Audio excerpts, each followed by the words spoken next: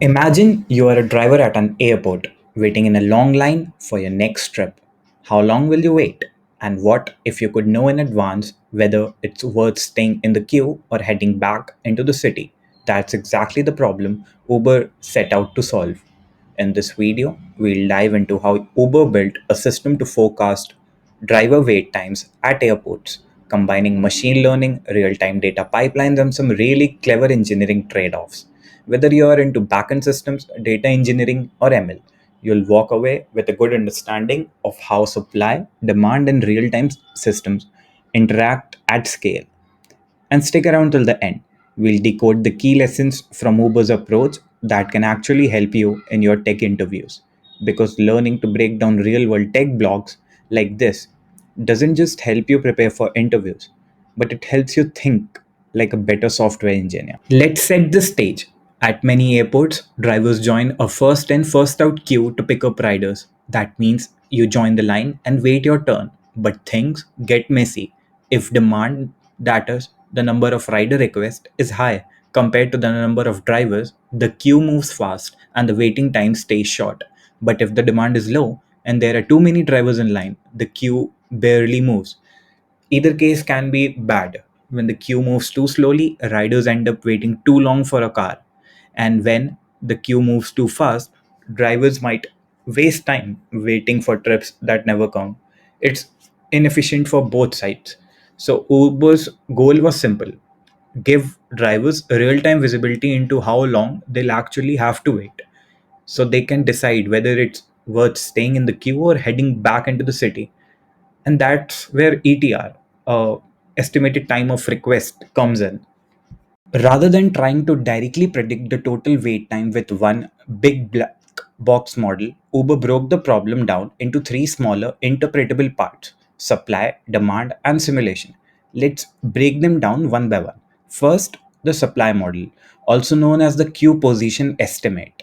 This model tries to estimate the true position of the last driver in the queue. Why is that needed? Because the queue length you see in real life isn't stable. Drivers might leave midway, some might get priority pickups, or the system might not update instantly. So Uber trained a model based on gradient boosted trees to estimate the real queue position every single minute. Next, the demand model, also called the queue consumption rate. This predicts how quickly the queue will shrink, or in other words, how many drivers will get matched with riders. In short, rolling time windows. They break it down into 15-minute intervals for the next hour. It was using features like incoming flight schedules, local weather, and rider activity on the app.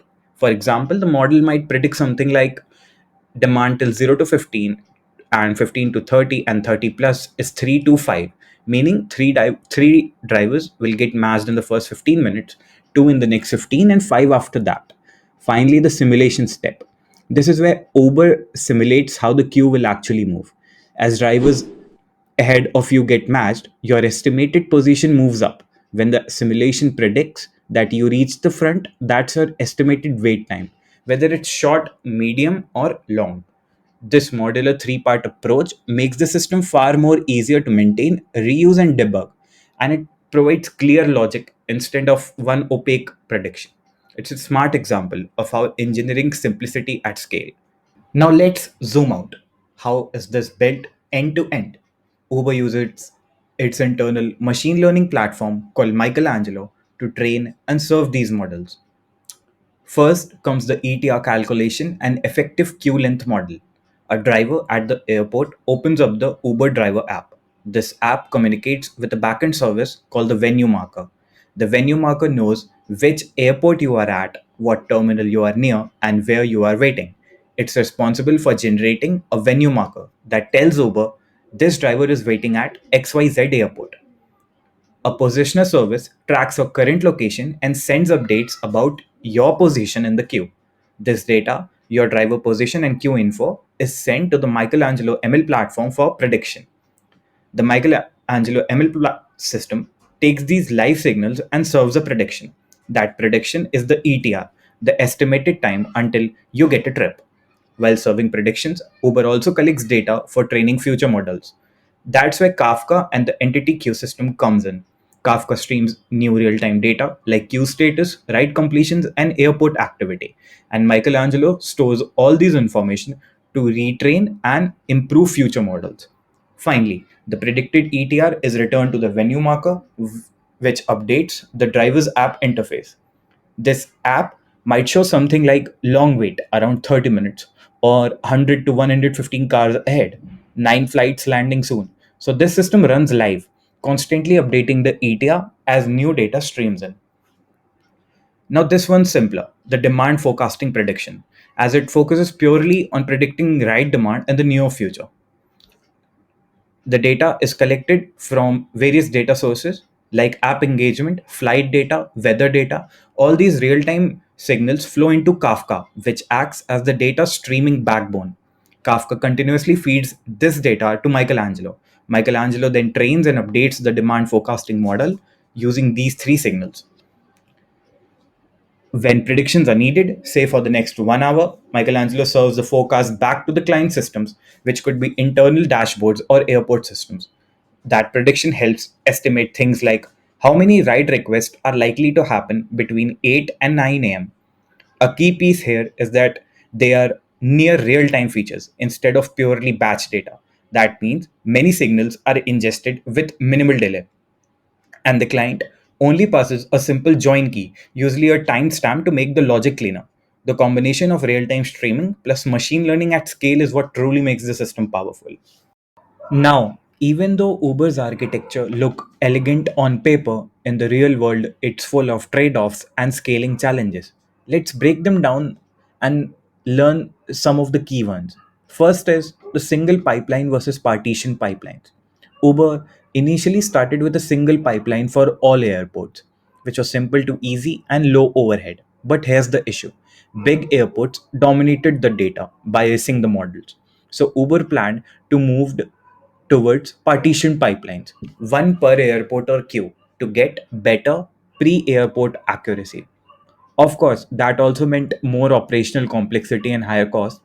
Next, queue related signals and scaling of the entity queue service. At airport, driver wait in physical lots, join or leave queues, and get priority tokens, all happening dynamically. Capturing that in real time required Uber to refactor their entire queue service, but scaling that system reliably turned out to be a big challenge. Then there's Kafka emission scaling. Initially, Uber emitted events on every driver update, what they called emit on write, that flooded the pipeline with millions of updates and overloaded the system. So they switched to emit on peak, meaning data only gets pushed when actually needed. This reduced system load dramatically, but came with its own problems: undersampling during quiet hours and extra duplicates during high traffic times. Next was the database scaling issues. Uber used their in-house NoSQL database called DocStore for queue data. At first, they partitioned data by QID, but they led to overloaded shards and uneven load distribution. Then they fixed it by switching to entity ID, basically partitioning per driver. That balanced the data but introduced another issue to get queue level info.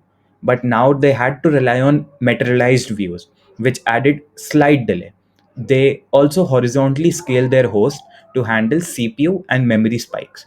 So all these trade-offs really highlight something important, which is that engineering just isn't just about what algorithm you choose.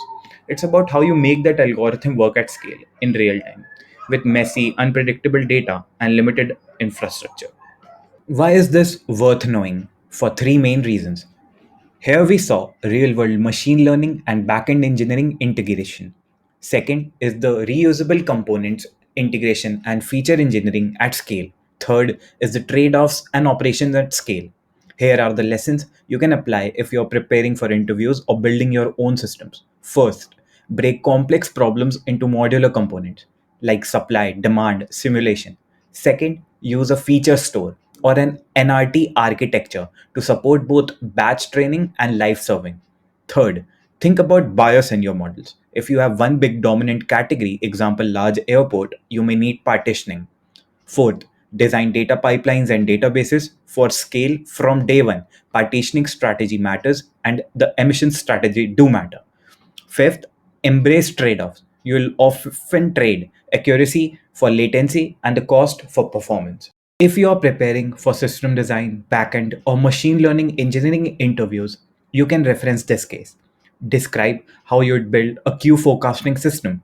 Second, mention modular components like supply, demand, and simulation. Third, talk about streaming versus batch data, features store real time versus offline pipelines. Fourth, show awareness of scale trade offs in the Kafka and database partitioning.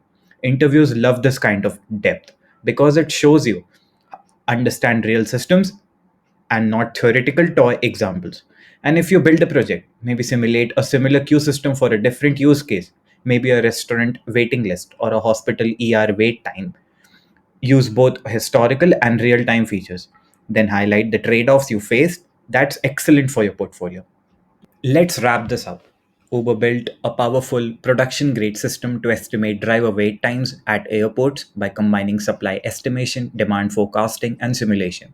They use real time data pipelines, their in house ML platform called Michelangelo, and address multiple engineering scaling challenges. For you, remember splitting the problem, thinking about real time versus batch, and planning for scale are key skills. If you found this breakdown useful, hit the like button, subscribe for more deep dives into big tech systems, and drop a comment that whether you understood the video or which company system should we decode next. I'll see you in the next one. Bye bye.